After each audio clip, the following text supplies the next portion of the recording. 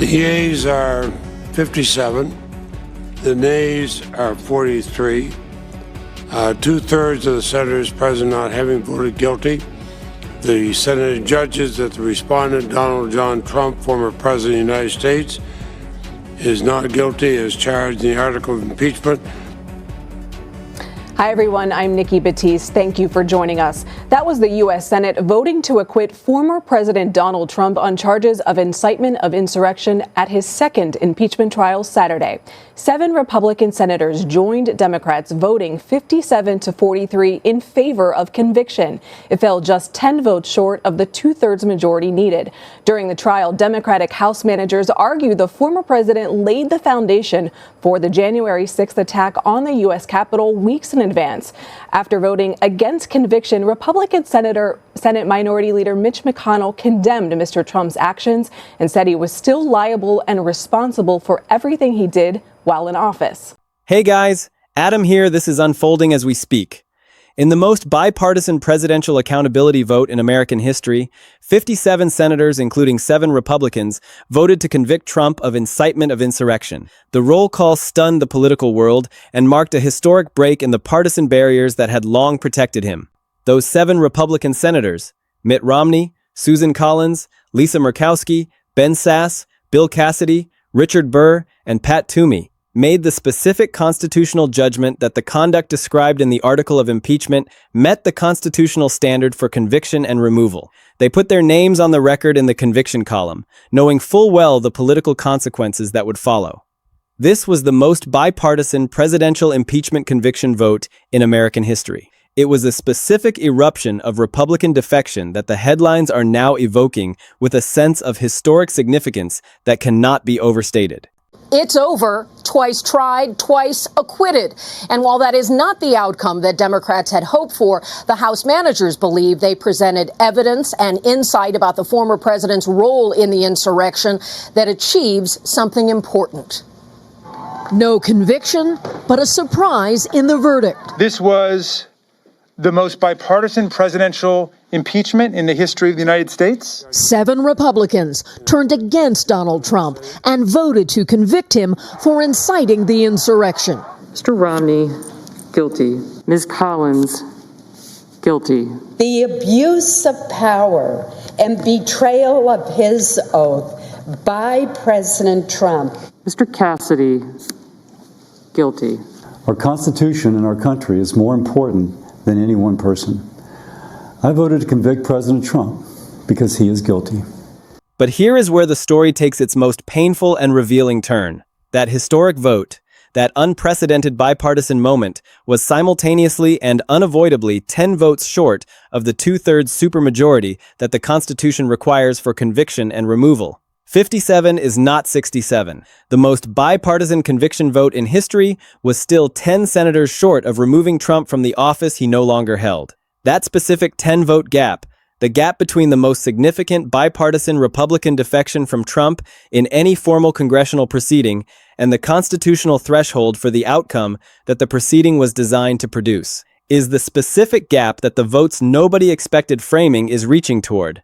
Those 7 Republican votes genuinely surprised much of the political world that had been operating on the assumption that Republican senators would protect Trump unanimously or near unanimously. They produced the viral eruption and the coverage that changes everything. And then the count came in and the threshold was not met and Trump was acquitted and the nobody expected votes turned out to be 7 fewer than the constitutional process required. The Republican Party is at a crossroads after Saturday's vote to acquit former President Trump of inciting an insurrection.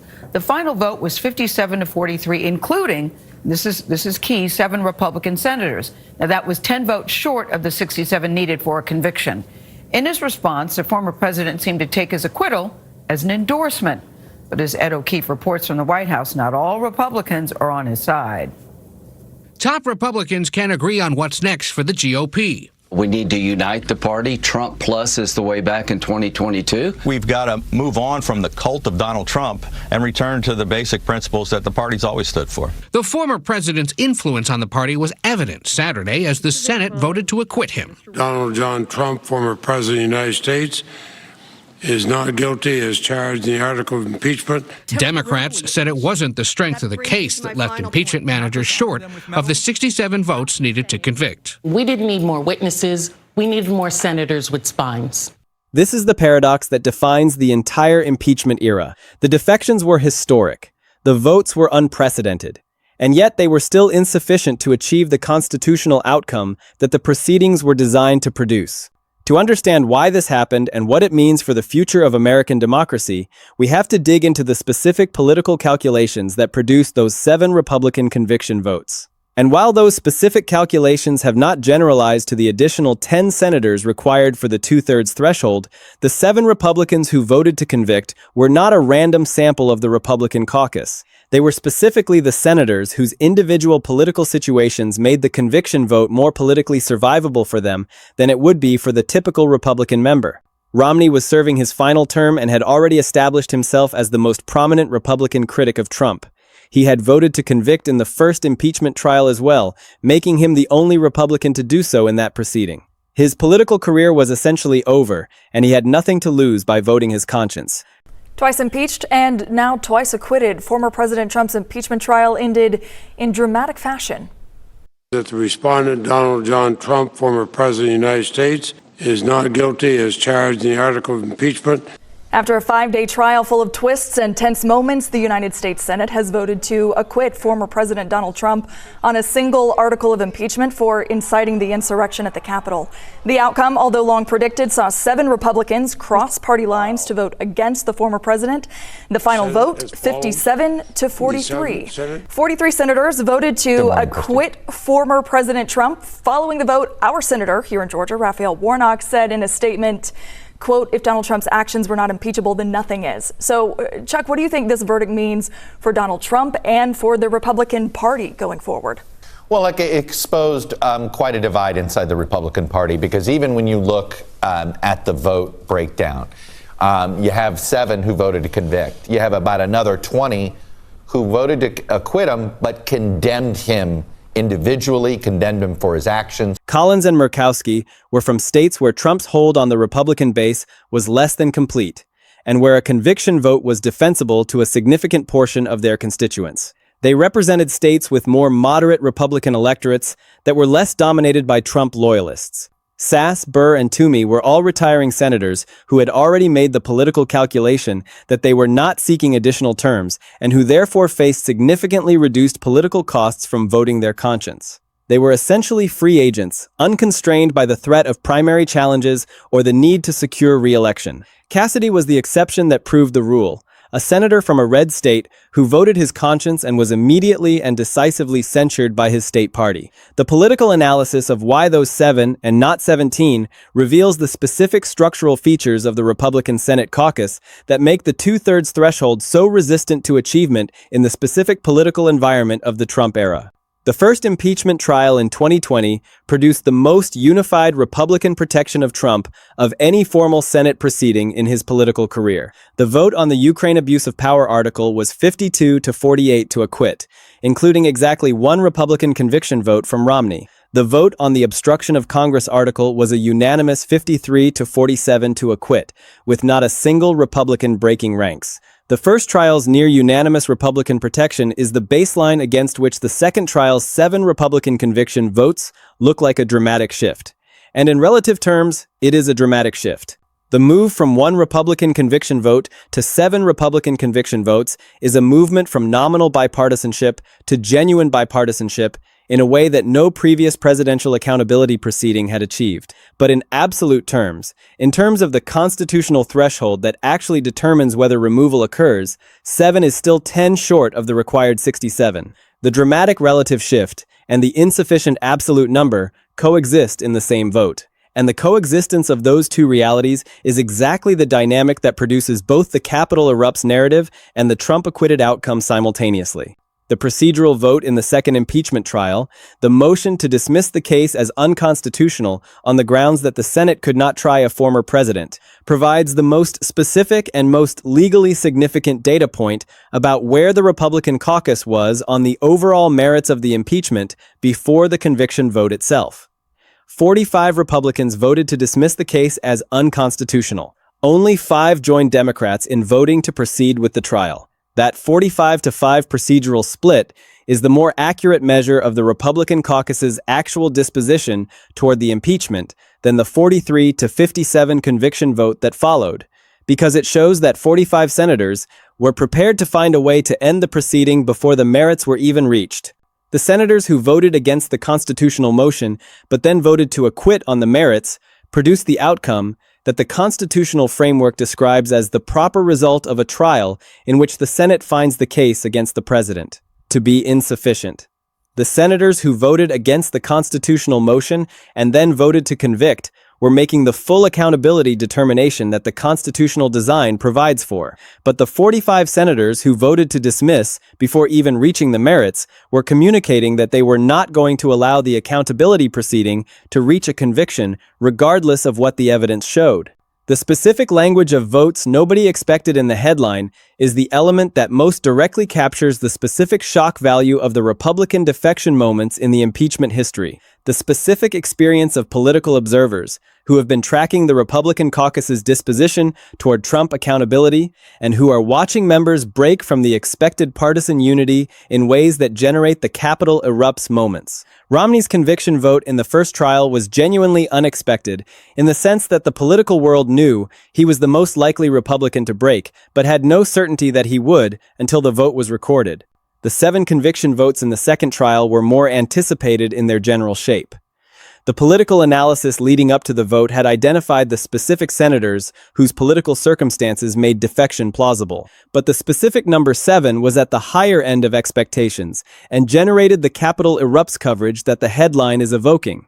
In the current period, the specific question of whether any additional Republican senators would provide the additional 10 votes needed to reach the 2/3 threshold in the event of a third impeachment is the specific votes nobody expected, question that the Twest accountability story is still asking, and that the congressional math in the current environment is not answering in the affirmative. The most fundamental structural feature that governs this dynamic is the political cost asymmetry that Republican senators face when they are deciding whether to vote their conscience on Trump accountability or to protect themselves from the specific political consequences that defection brings. The senators who voted to convict in the second trial faced immediate and documented political consequences: censure from state party organizations, primary challenges, campaign fundraising difficulties, and in Cassidy's case, an immediate censure from the Louisiana Republican Party, within hours of the conviction vote being recorded. Those specific and immediate political consequences are visible to every other Republican senator who is making the calculation about whether their specific political situation allows them to sustain the cost of a conviction vote. The asymmetry is specific.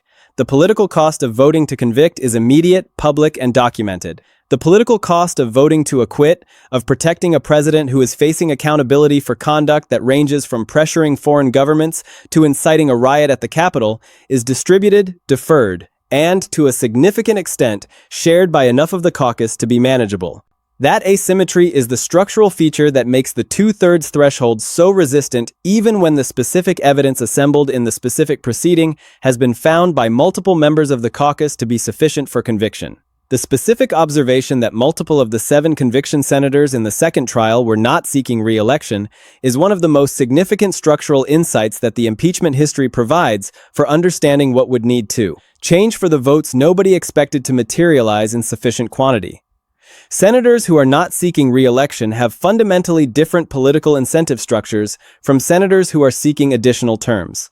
The most significant political cost of a conviction vote, the damage to electoral viability in a Republican primary, does not apply to senators who have already decided not to run again. That removal of the primary threat changes the specific cost calculation in ways that make it more likely that those senators will vote their conscience rather than their survival interests. The specific observation that multiple of the 7 conviction senators were retiring is therefore not just a political coincidence. It is the documentation of a specific structural feature of the accountability dynamic. The specific relationship between electoral insulation and institutional conscience that makes the most significant Republican defection moments most likely to occur among senators who are not seeking the validation of their party base that re-election requires.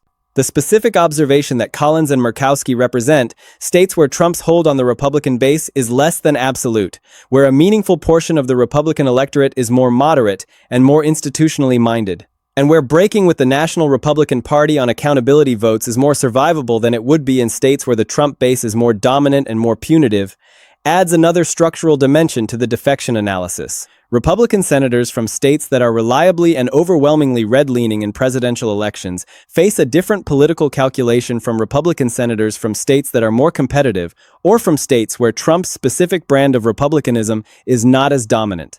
The specific senators who have been most willing to break with Trump on accountability votes, Collins from Maine, Murkowski from Alaska, Romney from Utah, all represent states where the specific cost of breaking with the National Republican Party line on Trump accountability is lower than it would be for a senator from Texas or Florida or Alabama or South Carolina or Tennessee. That state-level political geography is a structural feature of the Republican caucus's relationship to Trump accountability that is not going to change in ways that would make the two-thirds threshold more achievable without a significant shift in the underlying political dynamics of the Republican base in the states that produce the most reliably Trump-aligned Senate seats.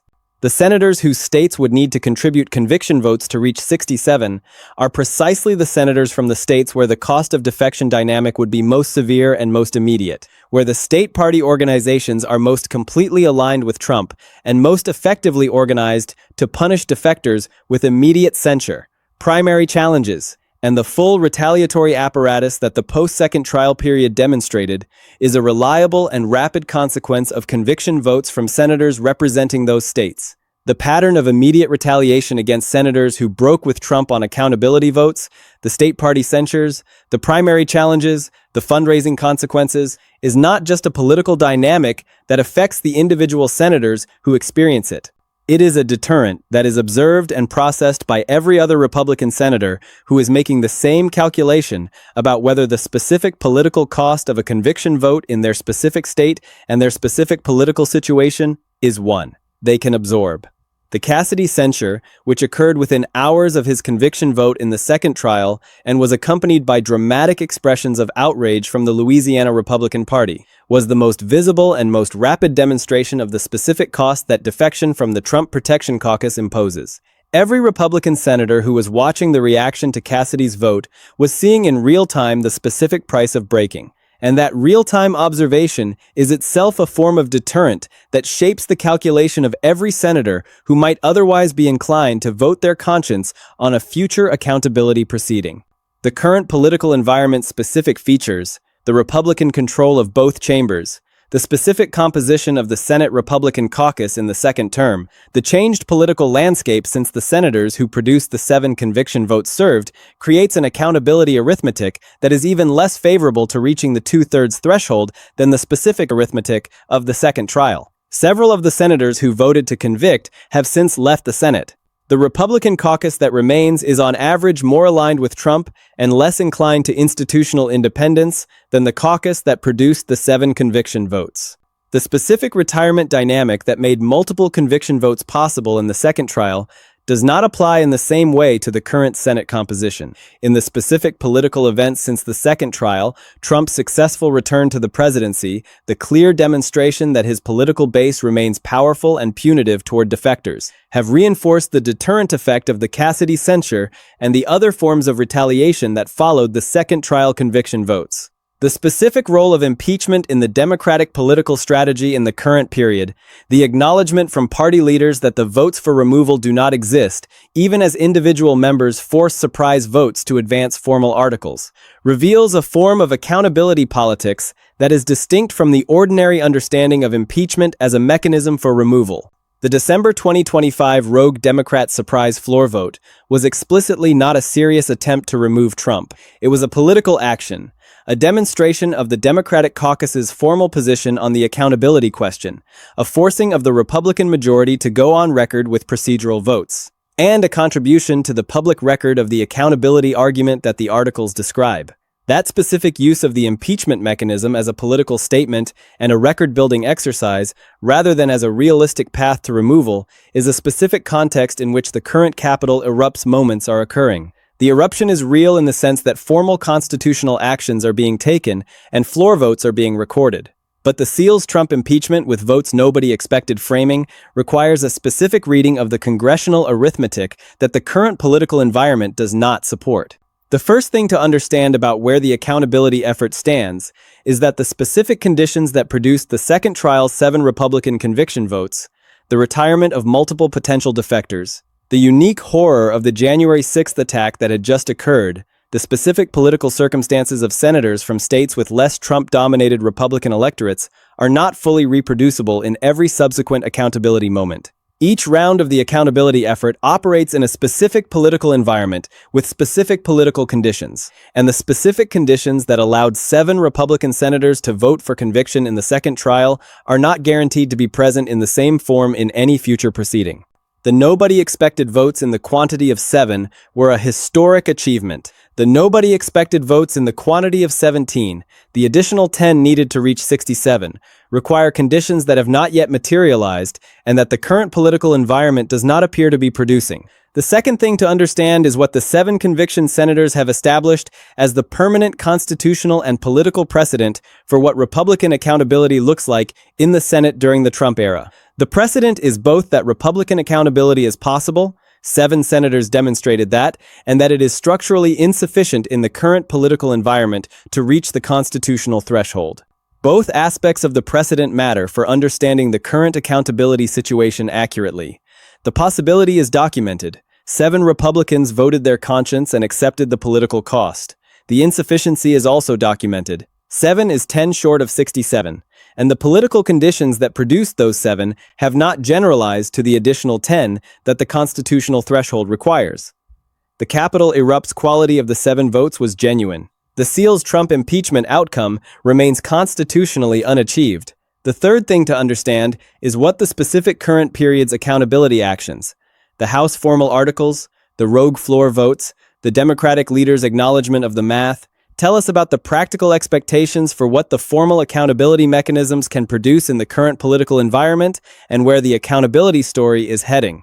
The formal actions are continuing. The record is being built, the articles are being filed, and the floor votes are being forced in ways that keep the formal constitutional accountability mechanisms active and in the public consciousness. But the specific constitutional arithmetic of the Senate, the specific counting of votes against the specific 2/3 threshold, remains the determinative constraint on what those formal actions can ultimately produce. The Capitol is continuing to erupt in the specific sense that formal accountability proceedings are occurring and generating the political energy and the public attention that the eruption framing describes. And the specific mathematical gap between the eruption and the 2/3 threshold is continuing to shape the specific outcome that the eruption produces. What the Capitol erupts framing ultimately captures about the impeachment story, what makes it the most powerful and the most resonant description of the accountability dynamic, is a specific quality of the experience of watching formal constitutional accountability proceedings that generate genuine eruptions of political energy and genuine moments of unexpected defection, without yet producing the specific constitutional outcome that the proceedings were designed to make possible. The nobody expected votes in the second trial were real. They were historic. They were constitutionally significant in their documentation of the bipartisan judgment that the conduct described in the article of impeachment warranted conviction, and they were 10 votes short of the outcome that the constitutional design requires. That specific gap between the unprecedented bipartisan defection and the constitutional threshold is the accountability story of the Trump impeachment era in its most essential and most accurately described form. The Capitol erupts. Votes nobody expected appear in numbers that no previous presidential accountability proceeding produced, and the specific count still does not reach the constitutional threshold that removal requires. That tension, the genuine constitutional significance of the defections that have occurred, the genuine constitutional insufficiency of the numbers that have materialized, is the specific tension that the seals Trump impeachment framing is trying to resolve in its most dramatically favorable direction. In that resolution, the nobody expected votes finally appearing in the quantity that the 2/3 threshold demands is the specific constitutional outcome that the accountability story is still waiting for the political conditions to make possible. The 7 conviction votes represent the maximum defection that the specific political conditions of the second trial allowed. the political deterrence that prevented an 8th, 9th, and 10th defection, the state party censure dynamics, the primary threat calculations, the Trump political base's demonstrated willingness to punish defectors, are not features of a particular moment in time. They are structural features of the current Republican political environment that will continue to shape the accountability calculation for Republican senators in every future impeachment proceeding. Changing those structural features would require changes in the underlying political dynamics of the Republican base, in the electoral accountability facing Republican senators from the most Trump-aligned states, and in the political calculus of the specific institutional independence that would allow senators to vote their conscience without the specific political costs that have deterred the additional 10 votes the constitutional threshold requires. Those changes have not yet occurred. The Capitol continues to erupt. The votes nobody expected continue to be counted, and the specific constitutional threshold continues to require 10 more than the unprecedented bipartisan defection has so far produced. The Capitol has erupted before, it will erupt again, and the accountability story will continue to build until the specific conditions that make the 2/3 threshold achievable finally materialize, or until the constitutional moment that required them passes without having been fulfilled. The final thing to understand about the impeachment votes nobody expected is what they reveal about the fundamental nature of the Republican Senate's relationship to Trump accountability and about what would need to happen for the conditions to change in ways that would make the 2/3 threshold achievable. The 7 conviction votes represent the maximum defection that the specific political conditions of the second trial allowed. The political deterrence that prevented an 8th, 9th, and 10th defection, the state party censure dynamics, the primary threat calculations, the Trump political base's demonstrated willingness to punish defectors, are not features of a particular moment in time. They are structural features of the current Republican political environment that will continue to shape the accountability calculation for Republican senators in every future impeachment proceeding.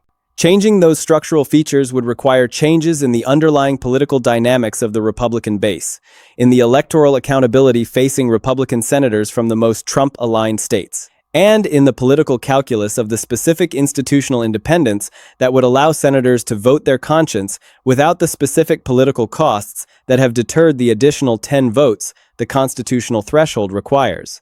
Those changes have not yet occurred. The Capitol continues to erupt. The votes nobody expected continue to be counted, and the specific constitutional threshold continues to require 10 more than the unprecedented bipartisan defection has so far produced.